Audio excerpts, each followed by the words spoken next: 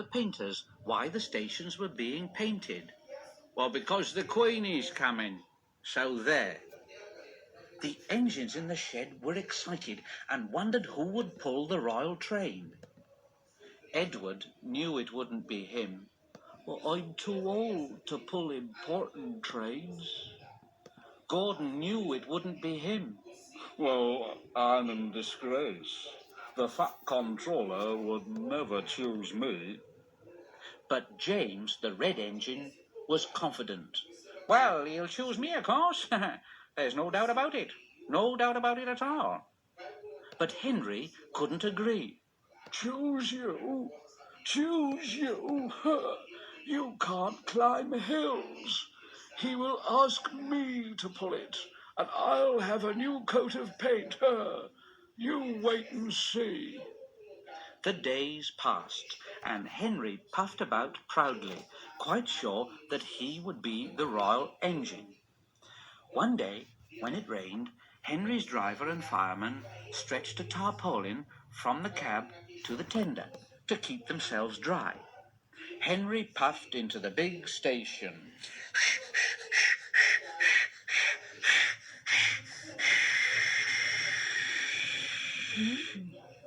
A painter was climbing a ladder above the line. Henry's smoke puffed upwards in a big cloud. It was thick and black. The painter choked and couldn't see. He missed his footing on the ladder, dropped his paint pot and fell, whoa, plop, onto Henry's tarpaulin. The paint poured all over Henry's boiler and trickled down each side, and the paint pot perched on Henry's dome. The painter clambered down and shook his brush at Henry. You spoil my clean paint with your dirty smoke, and then you take the whole lot and make me go and fetch some more. Oh dear, oh dear, oh dear. The Fat Controller came pushing through the crowd. Dear me. You look like an iced cake, Henry. That won't do for the royal train. Oh, no.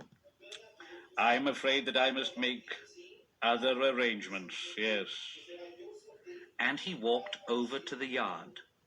Gordon and Thomas saw him coming, and both began to speak at once. Please, sir, I want... Excuse me, sir, but I was thinking. Now, one at a time, please, one at a time. Now, what is it, Gordon?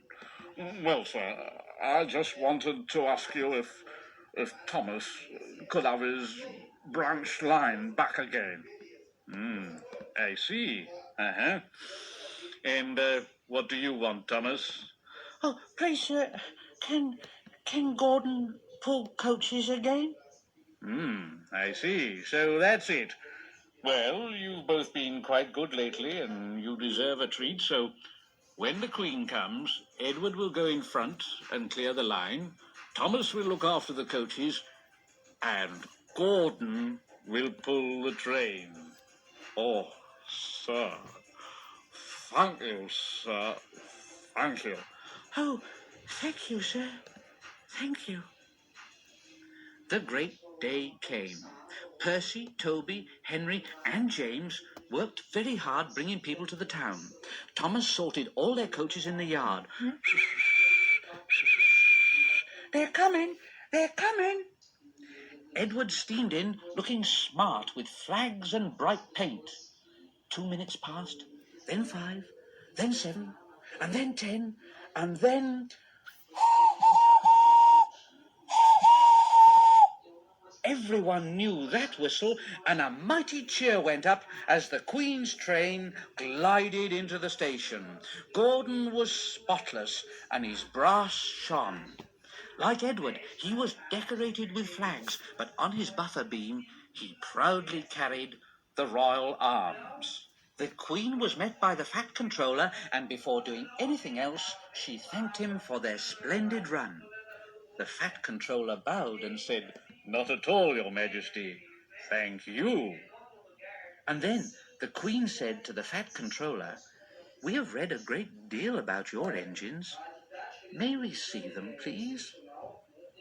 So he led the way to where all the engines were waiting. Toby and Percy said, They're coming. They're coming. Henry and James said, shh.